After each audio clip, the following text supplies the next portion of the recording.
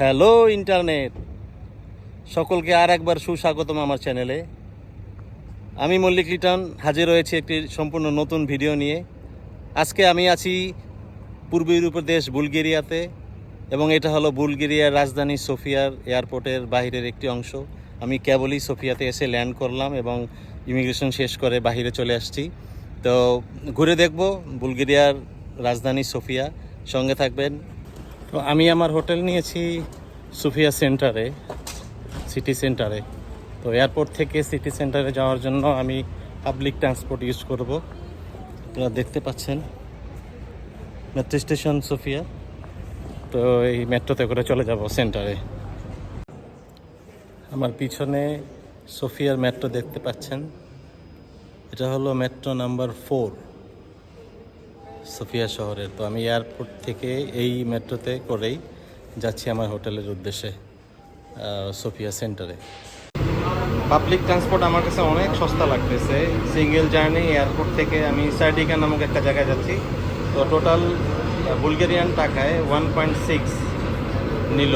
তো অনেক সস্তা লাগতেছে আমার কাছে ইউরোপের অন্য অন্য দেশের মেট্রোর তুলনায়। নামলাম মেট্রো থেকে, এক্সপিরিয়েন্স ভালোই ছিল, ওরকম কোনো বাজে শব্দ ছিল না। মেট্রোর ভিতরের পরিবেশও অনেক ভালো ছিল। সোফিয়া সেন্টারের একটা জায়গার দৃশ্য, সামনেই আমার হোটেল যেটা আমি বুক করে রেখেছি।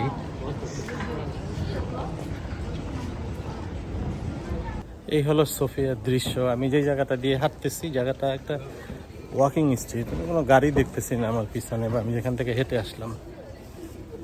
এটা হলো আমার সোফিয়ার আগেই বুক করা হোটেল রুম।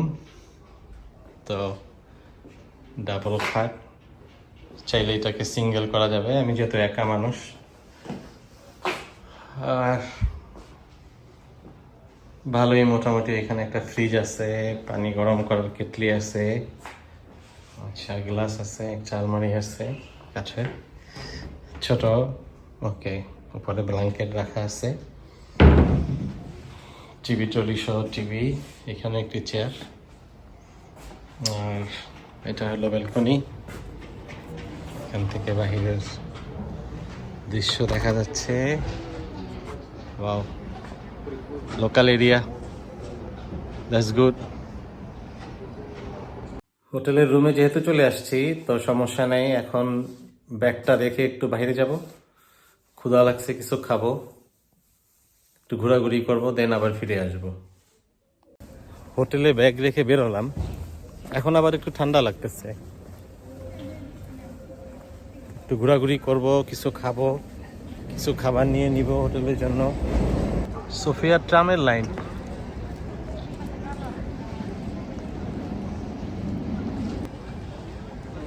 ট্রামের রাস্তায় গাড়িও চলে, ট্রামও চলে, বাহ ভালোই তো, খুবই ভালো লাগতেছে ভাইবটা। ট্রামের রাস্তায় গাড়ি চলতেছে, আবার ট্রামও চলতেছে। ট্রামের নাম্বার হলো 21, পরেরটা আর পড়তে পারি না। ট্রামগুলো বাসের মতোই।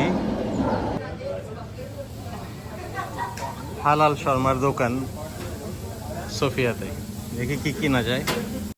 এখানে একটা স্ট্রিটের দোকানে নানা ধরনের নাট এবং ড্রাই ফ্রুট বিক্রি হয়, বাহ চমৎকার লাগতেছে। এই হলো লোকাল এরিয়া।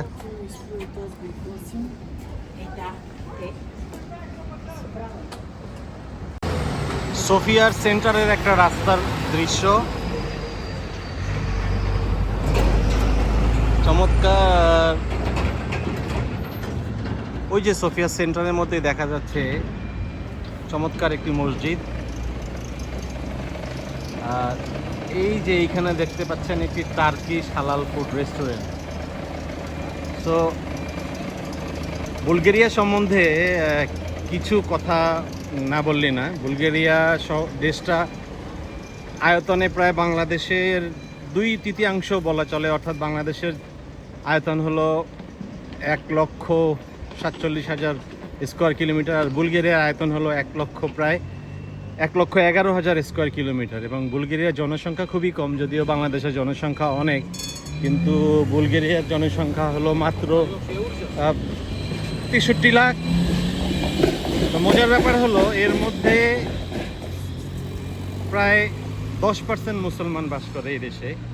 এবং যেহেতু বুলগেরিয়ার ইতিহাস অনেক সমৃদ্ধ, অনেক পুরাতন একটি দেশ, প্রায় 6000 বছর আগের থেকে এখানে এই সোফিয়া শহরে মানুষ বসবাস করে। এবং ট্রাম যাচ্ছে, এটা তো দেখা যাচ্ছে আধুনিক ট্রাম। তো বুলগেরিয়ার শহরে ওইদিকে একটা দেখা যাচ্ছে পুরাতন আমলের ট্রাম। তো কালচারের দিক থেকে বুলগেরিয়া বা সোফিয়ার অনেক সমৃদ্ধ।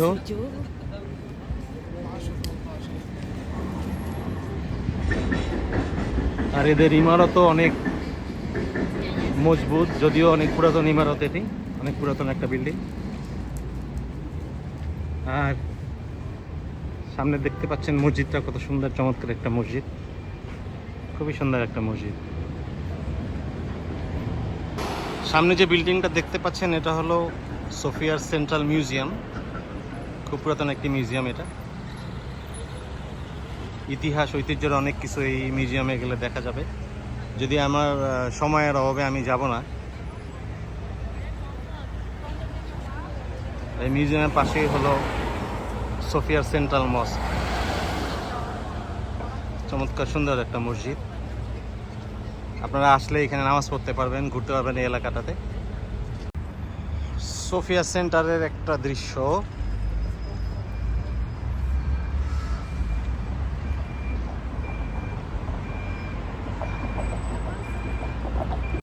কি প্রশস্ত রাস্তা রে বাবা, চমৎকার ভিউ।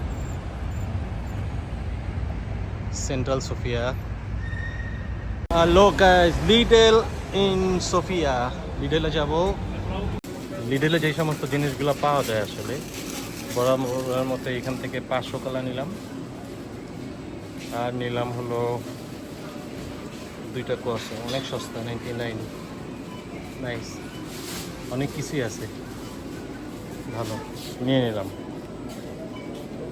রোস্টেড পিনাট নিলাম, একটা ব্রেড নিলাম ছোট, 2টা কলা নিচ্ছি, বেশি নিয়ে তো লাভ নাই। একটা গালা আপেল 399 পার কিলো, একটা আপেল নিব,